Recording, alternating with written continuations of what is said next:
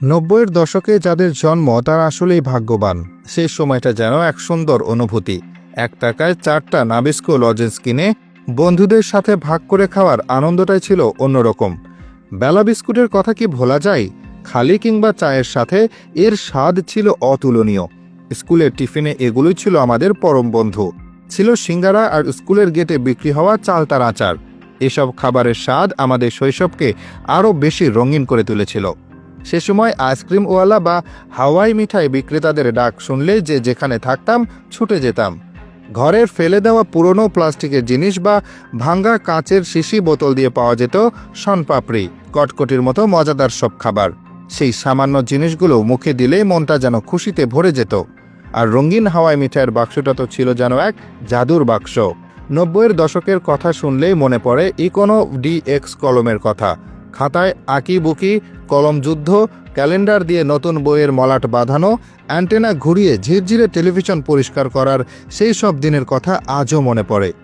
আজকের যুগে মেয়েরা দামি ব্র্যান্ডের কসমেটিক্স দেখে হুমড়ি খেয়ে পড়ে, আর সে আমলে মেয়েদের জন্য ছিল এসবের এক আলাদা জগৎ। পাড়ায় যখন লেস ফিতার ফেরিওয়ালা আসতো তখন মেয়েদের মধ্যে হুড়োহুড়ি পড়ে যেত। রঙিন ফিতা, চুলের ক্লিপ, পুঁতির মালা, কাচের চুড়ি সবই থাকতো মাত্র একটি বাক্সে।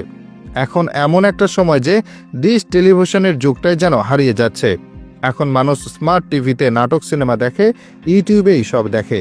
আজকের মতো ঘরে ঘরে দেখার মতো ডিভাইস তখন ছিল না। একটা পাড়ায় হয়তো কোনো এক বাড়িতে সাদা কালো বা রঙিন টিভি থাকতো, আর চ্যানেল বলতে ছিল একমাত্র বিটিভি। শুক্রবার বাংলা সিনেমা দেখার জন্য মানুষ সারাদিন ধরেই অপেক্ষা করত। বাচ্চা কাচ্চারা টিভিওয়ালা বাড়িতে গিয়ে আগে থেকে বসার জায়গা দখল করে রাখত।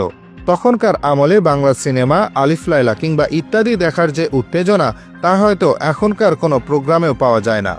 এছাড়া ম্যাকগাইভারের বুদ্ধিমত্তা আর হারকিউলিসের শক্তি দেখে সবাই মুগ্ধ হতো। ভিসিআরের একটা সময় ছিল সিডি ভাড়া করে সিনেমা দেখার আনন্দই ছিল আলাদা। তখন আর হাতে হাতে মোবাইল ছিল না, এমনকি আলাদা MP3ও ছিল না। গান শোনার একমাত্র মাধ্যম ছিল ক্যাসেট প্লেয়ার আর রেডিও। তবে তখনকার শৈশব মানে ছিল আনলিমিটেড খেলাধুলা, ঘুড়ি উড়ানো, লাটিম ঘোরানো কিংবা গোল্লাছুট, কানামাছি, হাডুডু, সাতচারা, মার্বেল, কত রকমের খেলায় যে বাচ্চারা ডুবে থাকতো তার হিসেব নেই।